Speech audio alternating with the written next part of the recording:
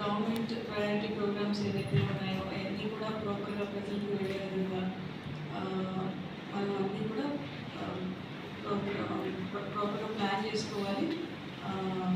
అంతా కూడా ఎక్కడ గ్యాప్స్ అది లేకుండా ఇబ్బంది లేకుండా మంచిగా అన్ని స్టాల్స్ కానీ క్యాబేజ్ కానీ కల్చరల్ ప్రోగ్రామ్స్ కానీ అక్కడ అన్నీ కూడా పర్ఫెక్ట్గా జరగాలి.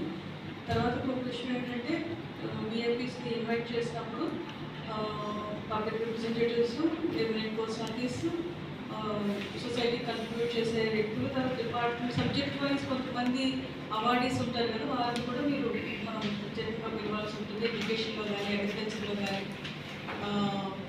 ఎన్జిఓస్ ఫిలాంథ్రోపిస్ వీళ్ళని కూడా చూసుకుని జాగ్రత్తగా వాళ్ళు ఇన్వైట్ చేసుకోవాల్సి ఉంటుంది.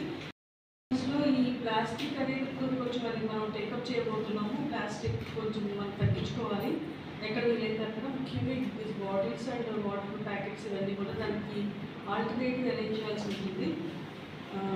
అది స్లోగా ఒక 4 రోజులు మనం అన్నీ కూడా చెప్తాం. బట్ అట్లీస్ట్ లెట్ స్టార్ట్ ఈ మండే నుంచి మన కలెక్టరేట్లో ఎనీ డిస్పోజబుల్ వాడకూడదు అనేది నిర్ణయం తీసుకున్నాము. మీరు మండే నుంచి వాట్ ఇంప్లిమెంట్. సో తర్వాత మనం 26th మండే తర్వాత ఉంది కాబట్టి అప్పటికి ఎట్టి పరిస్థితులు ఇవి లేకుండా ప్లాన్ చేసుకోండి.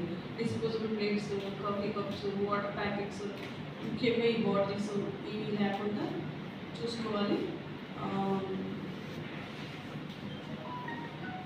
డిపార్ట్మెంటల్ హెడ్స్ ప్రతి ఒక్కరూ కూడా ఇది రొటీన్గా చేసేది అని కాకుండా ఏదైతే వినూత్నంగా చేయగలము, మంచిగా ఏది ప్రజెంట్ చేయగలము, సక్సెస్ఫుల్ అచీవ్మెంట్స్ రొటీన్గా మనం ఇచ్చే ఇయర్లీ ప్లాన్స్ అనే కాకుండా మధ్యలో మన అచీవ్మెంట్స్ ఉంటాయి కొన్ని out of the way achievements అవన్నీ కూడా ప్రాపర్గా మెన్షన్ చేయాల్సి ఉంటుంది. వాటిని అంటే మన డిపార్ట్మెంట్ నుంచి కాకుండా సమ్ చైల్డ్ అచీవ్మెంట్ ఉంటుంది, లేకపోతే సమ్ అగ్రికల్చరల్ అచీవ్మెంట్స్ ఉంటుంది. ఇట్లా అవి కూడా మనం జాగ్రత్తగా మెన్షన్ చేసుకోవాల్సి ఉంటుంది. ఐ రిక్వెస్ట్ ఆఫీసర్స్ మీరు జాగ్రత్తగా అన్నీ కూడా ప్లాన్ చేసుకోండి.